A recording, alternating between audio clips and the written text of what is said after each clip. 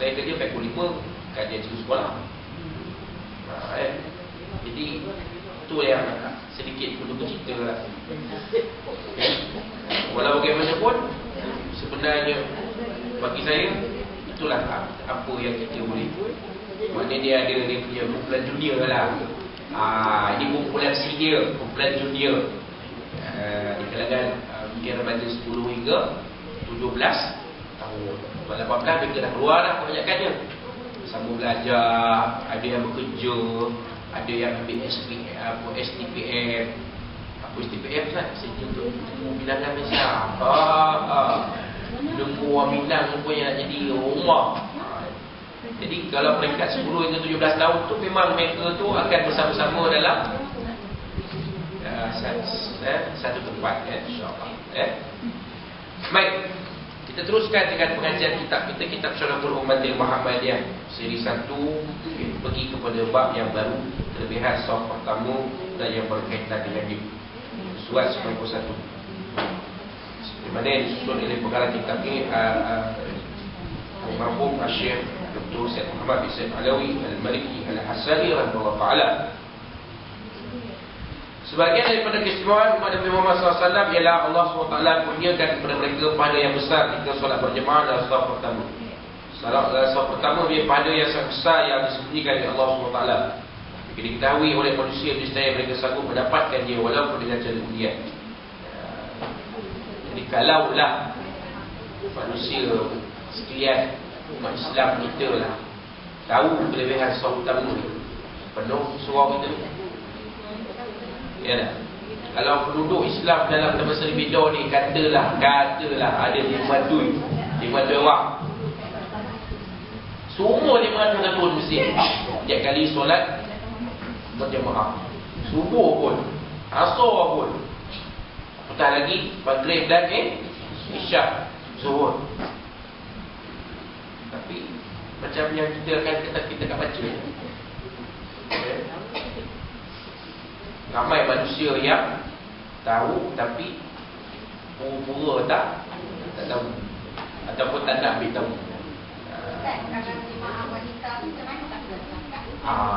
Itu ada cerita yang berbeza sikit. Baik, kita lihat kepada solat berjemaah ni hukumnya apa, kakak sekalian. Bagi individu hukumnya sunat muakkad. Bagi masyarakat setempat hukum dia fardu kifayah. Jadi kita fahamkan sunat muakkad dia apa, sunat yang sangat ditun. Ada peluang, ada ruang, ada kesempatan diizinkan oleh suami, tidak ada fitnah, okey. Sebab tu dia tak jadi wajib. Kalau jadi wajib maka tak pergi sembahyang 5 hari di bersurau, dia berdosa. Kena pergi juga walau macam mana pun melainkan kalau uzur syar'i. Itu tak wajib, memang tak boleh pergi lebih sembahyang pun. Ya tak? Bila boleh, kita pergi, tak pergi dosa. Tapi menjadi sunat muakkad. Maka kata kalau ada kesempatan, ada ruang, ya, suami izinkan, suami pula yang bawa motor, bawa bonceng belakang, ya, tidak mendatangkan fitnah, khususnya bagi kakjan, makjan. Betul dah tu. Kakjan 5 jaga tak mendatangkan fitnah. Orang tak bersocek di belakang, rajin dia 5 tu, rajin sembahyang, tak apa nak buat tu imam tu dia tu. Nampak? Kalau dah ada bunyi nyocek di belakang tu, memanglah hukumnya sudah berubah. Itu dia. Selagi tak ada masalah, pergilah. Itu dia. Suami izinkan, pergilah. Kalau suami tak izinkan, tak boleh pergi. Haram pergi. Kalau pergi berdosa. Sah solat tapi berdosa. Sebab suami tak pergi. Suami kata, kamu kena tunggu sini, aku pergi. Aku station seminggu. Kamu duduk di sini, jangan pergi mana-mana. Sembahyang di rumah, jangan pergi masjid, jangan pergi surau. Kita pergi juga. Sah solat tu, solat tetap sah. Kerana kita buat ikut rukun dan syarat-syarat dia. Syarat wajib ada, syarat sah ada. Tapi tak dapat pahala, malah berdosa. Sebab kita mengerjakan solat berjamaah tanpa keizinan suami. Tak apa. Jelaskan. Very simple. Tapi kalau kata tak ada masalah, kan, kita berkelapangan, suami mengizinkan, tidak timbul fitnah, dia jadi kembali kepada hukumnya, iaitu sunat muakkad, malah memberikan pahala yang lebih pula. Yang inilah ya. Kemudian dah berjemaah, soft apa pula? Lagi diperlimpahkan dia. Sebab itu disebut oleh Nabi SAW dalam hadis yang kita akan baca di bawah, Abi Hurairah radhiyallahu anhu.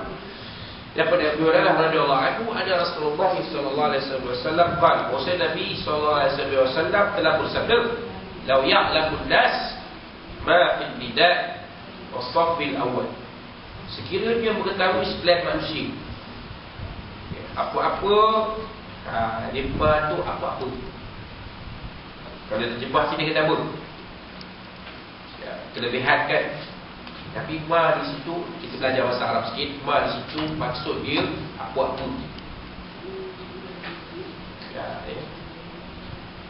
Jadi apa-apa yang kak rasa logik, boleh lah kan? Kelebihan ke, ganjaran pahala ke, rahsia ke, kelebihan apa, kekuatan ke, kekuatan yang ada, kan? Apa saja yang kakak fikir logik.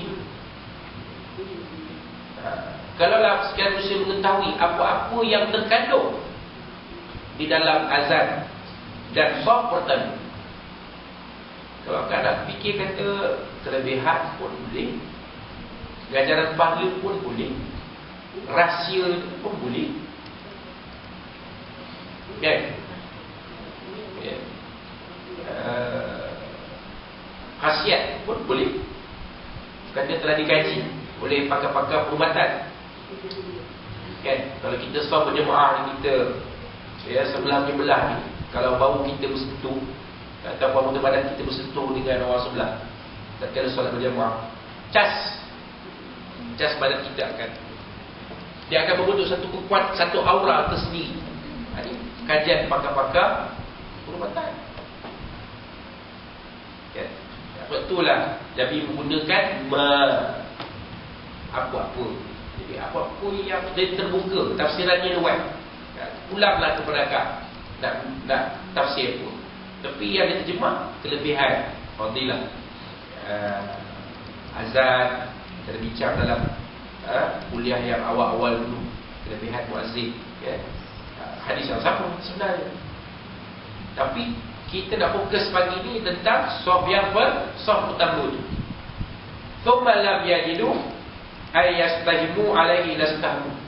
Kemudian mereka tidak mendapati, ya, soft pertama ni, malaikat kena mengundi, kena buat dia panggil rotation atau penggiliran, kena buat kuota dan sebagainya. Sanggup tak apa, sanggup merebut, sanggup lobby lagi. Lobby bayar, sanggup lobby lagi. Minta Tok Imam senarai soal pertama tu, ni Tok Imam, sesiapa yang berminat sila hubungi Tuan Imam untuk berada di soal pertama, merebut soft dalam satu soft tu 20 orang yang nak melobi soft pertama sampai 100 orang. Lihat, sanggup. Kalau manusia mengetahui masalah, manusia apa yang tak tahu, ya, tahu tapi buat tak tahu, tak nak ambil tahu tapi tak nak rebut. Kebanyakan manusia bukan orang sini, kakak dalam majlis ni, kan, tu yang duduk dekat apa tu, kutub utara tu, wah, dekat luar, sayang. Kalau tengok masjid-masjid mana-mana tu pergi pun, kalau sembahyang jemaah tengok, kadang-kadang sedih tengok tak berapa ramai. Katalah dalam 3 orang, jangan 3 orang tu Bilal siap dengan muzik surau, muzik masjid, siap tengok 4 orang. Saya pernah, saya belakang imam, Bilal siap, orang lain tak ada. Kata apa? Sebab kata orang bosan pun ada kata. Ya, pasrah lah. Sebab kata era Fazilah pasrah. Kata apa? Tembal. Sebab tu Nabi menggunakan lau ya'lamun